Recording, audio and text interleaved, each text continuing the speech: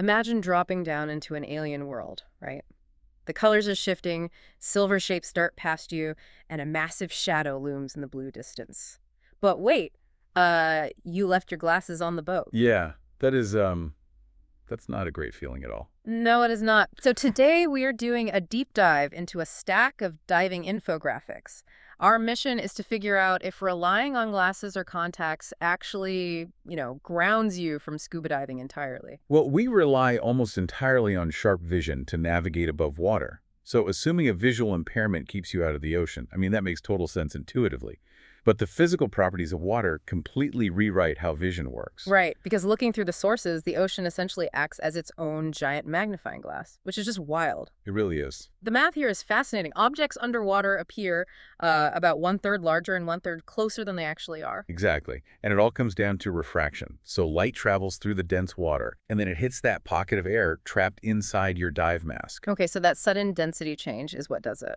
Right, that sudden change bends the light. Right. It creates this built-in magnification effect. So if you have a very minor vision impairment, like, say, slight nearsightedness, you might jump in the water and find you don't need artificial correction at all. Wow, so the water's physics just naturally compensate for your eyes. Basically, yeah. The ocean does the work for you. But I mean, that natural magnification only goes so far, right? Like, if you have a stronger prescription, you still have to bring your own correction down with you. Oh, absolutely. You definitely do. And you can't just shove your everyday glasses under a dive mask. No, definitely do not do that. Because the rigid plastic or metal arms of the frames sit right where the silicone skirt of the mask needs to seal against your temples. Yeah, the seal breaks almost instantly.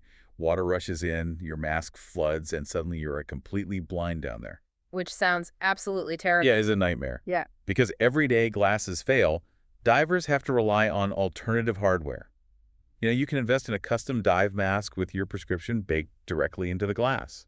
Okay, that makes sense. Or you can use specialty inserts that just snap onto the inside of a standard mask. Yeah. Or, and this is a really popular one, you could just wear soft, disposable contact lenses. See, here is where it gets really interesting to me, because I actually struggle with that last option. Really? Why is that? Well, if I am diving, I am anticipating water getting into my mask at some point. Not Like, prob- if a wave hits or the seal leaks a bit, wouldn't salt water instantly wash a contact lens out or just cause a huge issue? That is a super common fear, for sure. Because navigating underwater half-blind seems like a massive liability. It seems like a vulnerability, yeah, but divers actually treat soft contacts as a critical safety feature. Think about the worst-case scenario. Say another diver accidentally kicks your mask completely off your face. Oh, man. Yeah, that would be bad. Right. If your prescription is built into the mask itself, you are instantly blind in an environment where you desperately need to monitor your air supply and your depth. Wait, so with contacts, you can still see clearly even if the mask is gone? Exactly. Your vision remains completely intact without the mask, allowing you to calmly retrieve your gear and clear the water. Plus, disposable dailies mean if one does happen to wash away, you just throw it out and put a fresh pair in back on the boat. Oh, wow. That shifts the perspective entirely. It is not just about what helps you see the reef. It is about what keeps you functional during an actual emergency. Exactly. You have to evaluate how your uncorrected vision impacts survival tasks. The sources highlight things like reading the fine print on an air gauge or, interpreting another diver's hand signals from 20 feet away. Which is literally life or death stuff. It is. If your natural vision, even with the ocean's magnification, leaves those gauges blurry, you absolutely must correct it. Right. And practically speaking, the choice between dailies and custom hardware just comes down to frequency, doesn't it? Pretty much, yeah. It's a convenience thing. Like, someone doing a single resort dive in the Bahamas is probably better off grabbing a blister pack of disposable contacts. Yeah, that's the easiest route. But someone logging dives every weekend in freezing cold water might want to just drop the money on a permanent prescription mask. It entirely eliminates the hassle of trying to put contacts in with salty fingers on a rocking boat. Oh, for sure.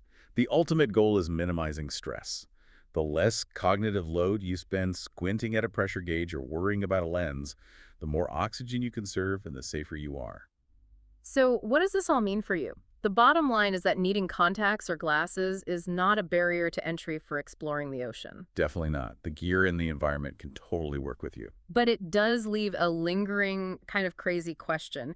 If you have a minor impairment and rely solely on the ocean's natural one-third magnification to see, does that permanently alter how you perceive the true scale of massive marine life?